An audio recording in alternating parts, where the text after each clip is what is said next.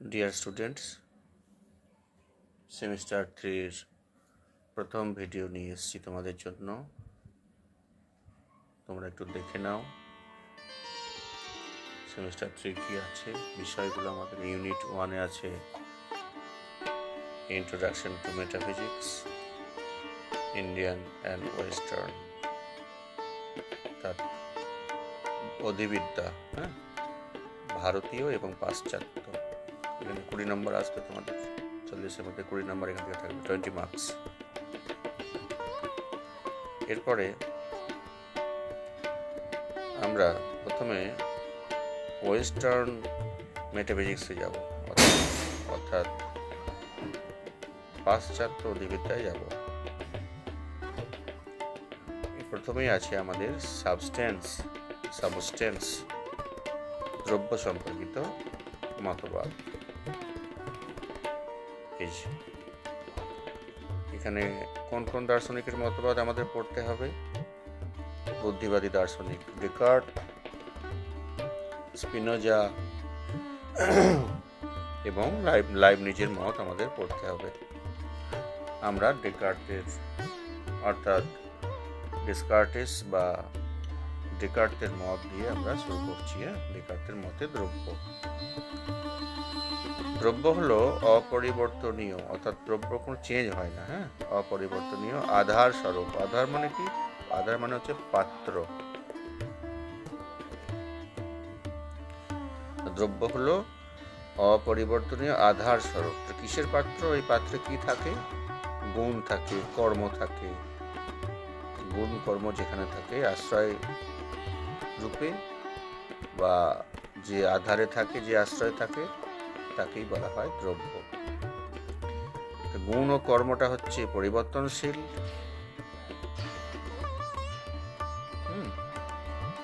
আর দ্রব্য হলো অপরিবর্তনীয়। পরিবর্তনশীল গুণ ও কর্মের আধার হচ্ছে দ্রব্য। দ্রব্য হলো গুণের আধার, দ্রব্য হলো কর্মের আধার, আর দ্রব্য হলো স্বনির্ভর। অর্থাৎ দ্রব্য তার নিজের অস্তিত্বের জন্য আর কোনো কিছুর উপরে নির্ভর করে না। গুণ কি নির্ভর করে?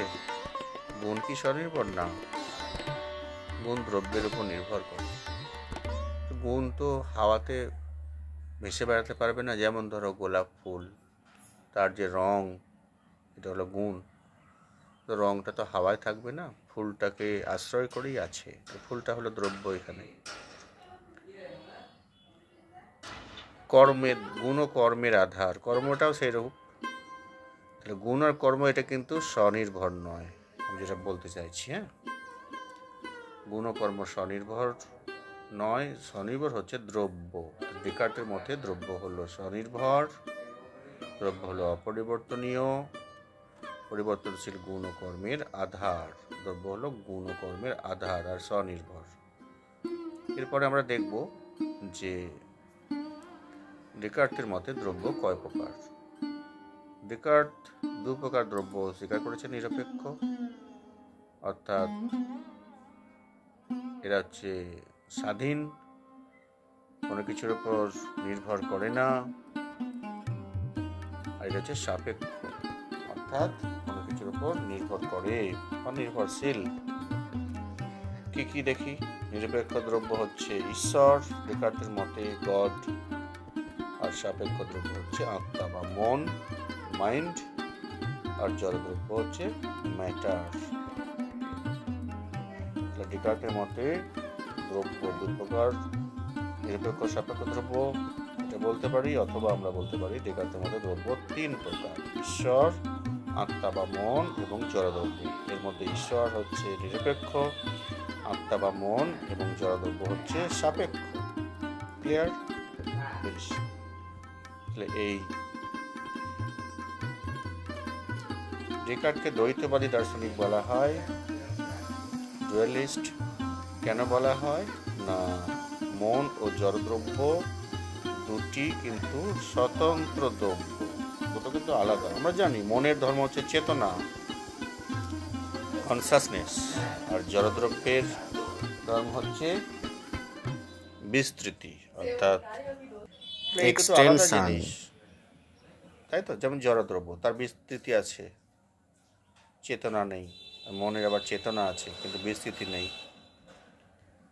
তাহলে মন ও জড়দ্রব্য দুটি স্বতন্ত্র দ্রব্য স্বীকার করেছেন বলে ডেকার্টকে বলা হয় দ্বৈতবাদী। বুঝতে পেরেছ? আর মন ও দেহ পরস্পর বিপরীতধর্মী হলেও মন ও দেহ পরস্পর বিপরীতধর্মী হলেও দেহ ও মন পরস্পরের উপর ক্রিয়া প্রতিক্রিয়া করে। কি করে? ইন্টারাকশন করে। মন এবং দেহ পরস্পর বিপরীতধর্মী হলেও মন ও দেহ বা দেহ ও মন বা মন ও দেহ পরস্পরের উপর ক্রিয়া প্রতিক্রিয়া করে, ইন্টারাকশন করে। এটাকে বলে ইন্টারাকশনিজম। একে অপরের উপর প্রভাব বিস্তার করে, প্রভাব বিস্তার করে কাজ করে, প্রভাব বিস্তার করে চলে, কাজ করে চলে, ক্রিয়া প্রতিক্রিয়াবাদ। এটা তোমাদের সিলেবাসে আছে, আমি একটু সংক্ষেপে বলে দিলাম। এরপর দেখো,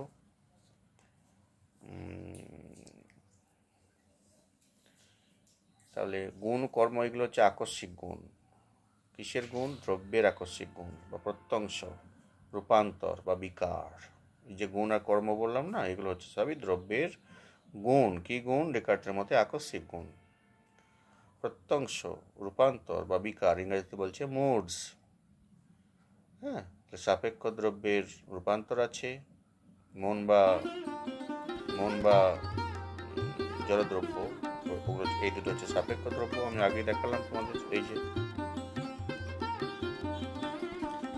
এই সাপেক্ষ দ্রব্যের রূপান্তর আছে, কিন্তু নিরপেক্ষ দ্রব্যের অর্থাৎ ঈশ্বরের কোনো রূপান্তর নেই, নিত্য ও অপরিবর্তনীয়। এরপরে আমরা ডেকার্টের সমালোচনা দেখব। যে ডেকার্ট বলেছেন যে দেহ মন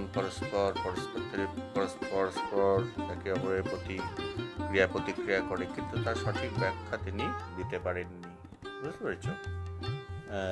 ডেকার্টের মতবাদের যারা সমালোচনা করছেন তারা বলছেন যে ডেকার্টের মতটা, দ্রব্য সম্পর্কে মতটা গ্রহণযোগ্য নয়। গ্রহণযোগ্য নয়, কারণ ঈশ্বরের স্বরূপের যে ব্যাখ্যা তিনি দিয়েছেন সেটা হলো অসঙ্গতিপূর্ণ। এছাড়া ঈশ্বরের বাস্তব অস্তিত্ব প্রমাণ সাপেক্ষ নয়। আর জড়দ্রব্য আর বিস্তৃতির যে তিনি ব্যাখ্যা দিয়েছেন সেটাও সন্তোষজনক ব্যাখ্যা নয়। আর তার দ্বৈতবাদটাও যুক্তিহীন।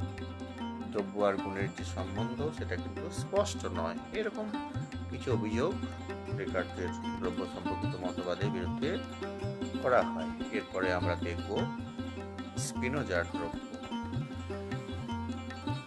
তো তোমরা সবাই সুস্থ থেকো। এরপরে আমরা আলোচনা করব স্পিনোজা। ঠিক আছে? আমি সংক্ষিপ্ত আলোচনা করলাম তোমাদের সুবিধার জন্য।